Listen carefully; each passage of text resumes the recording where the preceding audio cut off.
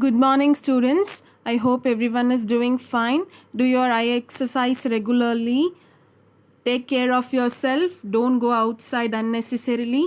Stay healthy and safe at home. Keep your surroundings healthy and hygienic always. Let's start the class with some information which is related to the topic. See here, our body contains more than 200 types of cells that do different jobs. How many types of cells our body is having? More than 200 types of cells. Cells of the same types usually group together, they form tissues. We are learning about tissues from the last class. How the tissues are formed also we know. So cells of the same type, they join together to form these tissues. And we all think that fat is a kind of some liquid substance or some semi-fluid substance we are thinking, but actually these fat and muscles are also types of tissues, and our blood liquid, which is also a liquid tissue. Our blood is also a liquid tissue. It is not a perfect liquid at all. It is a tissue. Okay, let's recap what all we discussed in the last class. So we saw the definition of tissue. I guess you all remember the definition also. And then we saw the types of tissue, that is simple tissue and compound tissue. Tissues are classified into simple tissue and compound tissue. And this animal tissue can be grouped into 4 other basic types we saw. First, definition of tissue we saw, and then types of tissues, that is simple tissue and compound tissue. Then we started with animal tissues. This animal tissue is further classified into 4 types: epithelial, connective, muscular and nervous tissue. The last class we discussed epithelial tissue in detail. That is, it is further classified into simple and compound epithelium. Under simple epithelium we had squamous, columnar, cuboidal, ciliated and glandular. I hope you all remember this. And one more, last we had compound epithelium. Yes or no? And then today we are going to discuss this connective tissue in detail. Today we are going to discuss connective tissue alone. Let's see what is this connective tissue mean. So it is one of the most abundant. Abundant means what?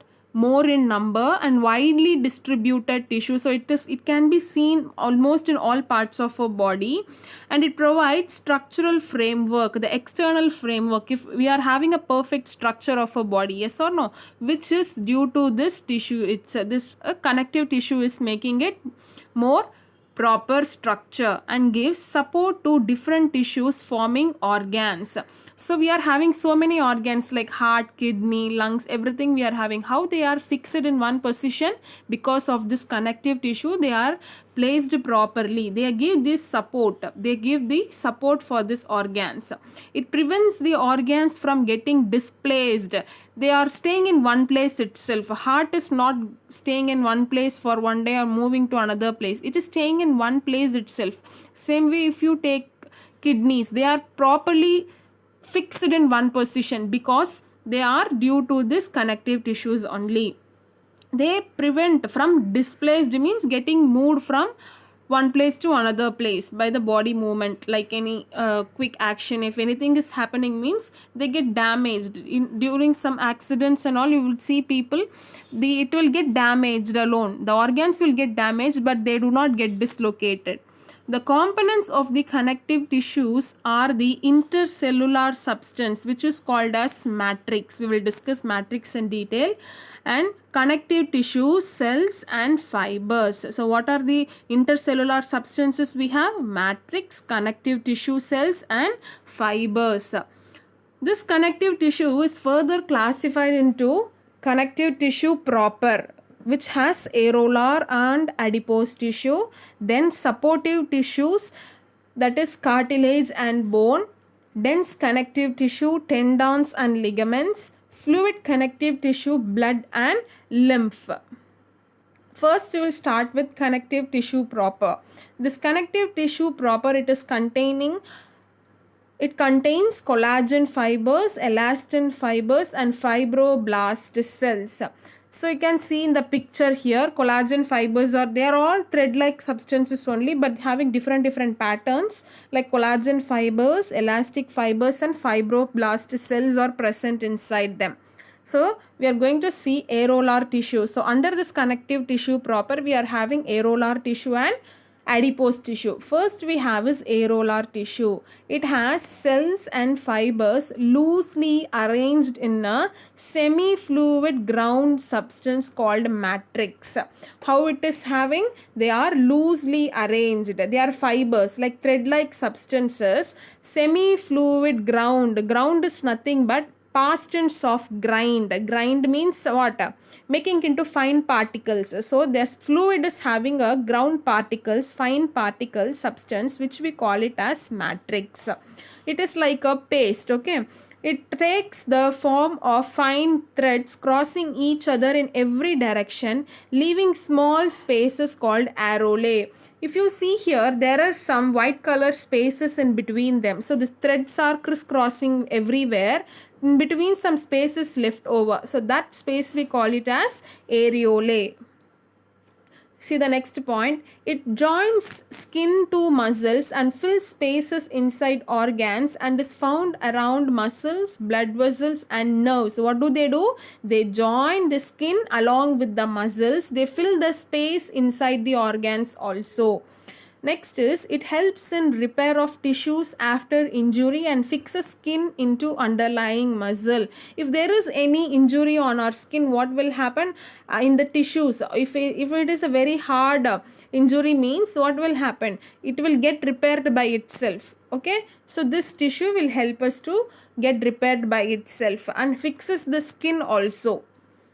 Next we have is adipose tissue. This adipose tissue is a aggregation of fat. Aggregation means collection of fat. They all will join together like a cluster. Joining together, we call it as aggregation of fat cells or adipocytes. These fat cells are otherwise called as adipocytes.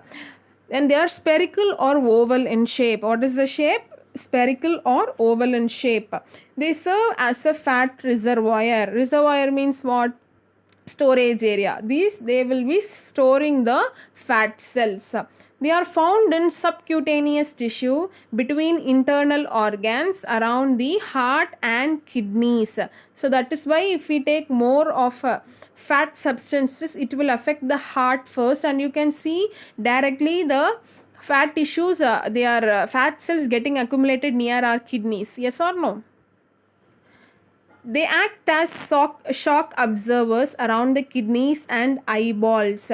Shock absorbers means if there is any quick action nearby this kidneys and eyeballs, if it is happening means they will not go and affect the internal organs. They will be observing and protecting us. They also regulate the body temperature by acting as an insulator. So if there is so much of heat accumulating in our body means they will be just taking up this, they will protect from that heat. They will protect the heat and they will control the body temperature and they will act as an insulator. Insulator means what? They don't conduct any heat. So you can see here the adipocytes, these white color cells, we call it as adipocytes. So this is the internal structure of adipose tissue. Second, we are moving on to the second one. First, we have completed already, that is connective tissue proper. Next is we are having supportive connective tissue. Under supportive connective tissue, we are having cartilage and bone. Let us see what is this supportive connective tissue here. The supporting or skeletal connective tissue forms the endoskeleton. Endoskeleton means what? Internal. Endo means inside. Inside the skeletal part of the vertebrate body.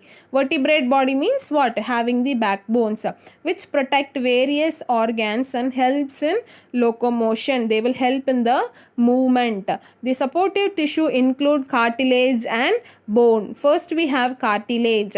They are soft, semi-rigid. Rigid means what? Tight, and very rigid means very tight, like a stick, like a bone. Semi-rigid means little bit it can move. Flexible means what?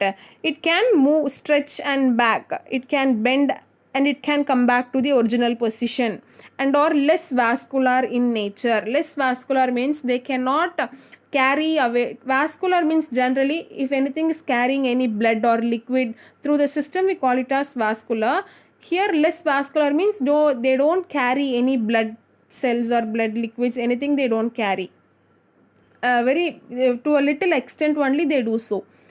Next is the matrix is composed of large cartilage cells called chondrocytes. What do you call as? Second point, you see the matrix is composed of large cartilage cells, we call as chondrocytes. So these cells are present in fluid filled spaces, we call as lacunae. We call them as lacunae. Cartilage is present in the tip of our noses. Where all we can see this cartilage is on the tip of our nose, external ear, and end of long bones like our legs and all. It is having a long bone, no, and trachea and larynx. It provides support and flexibility to the body parts. Support and flexibility means it will help in the supporting the other organs, and flexibility means just moving our bones, our hands, everything. So this is how this cartilage will look like. You can see the lacunae, chondrocyte, everything it is present here. Ground substance, which is nothing but the fine substance. Next we have is bone. It is a solid, rigid means very tight and strong. Non-flexible means they don't move, they don't bend like anything, they are fixed. Non-flexible skeletal connective tissue. The matrix of the bone is rich in calcium salts. We all know bone is made up of calcium and collagen fiber, which gives the bone its strength.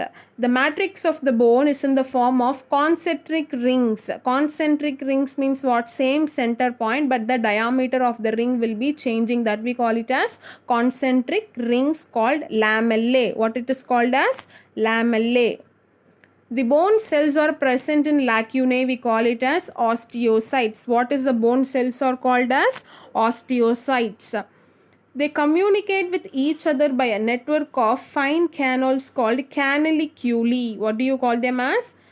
Canaliculi. How do they communicate with each other? The network of fine canals we have, we call it as canaliculi. The hollow cavities of spaces are called as marrow cavities filled with bone marrow. So if you cut a bone, we can see a small hollow space.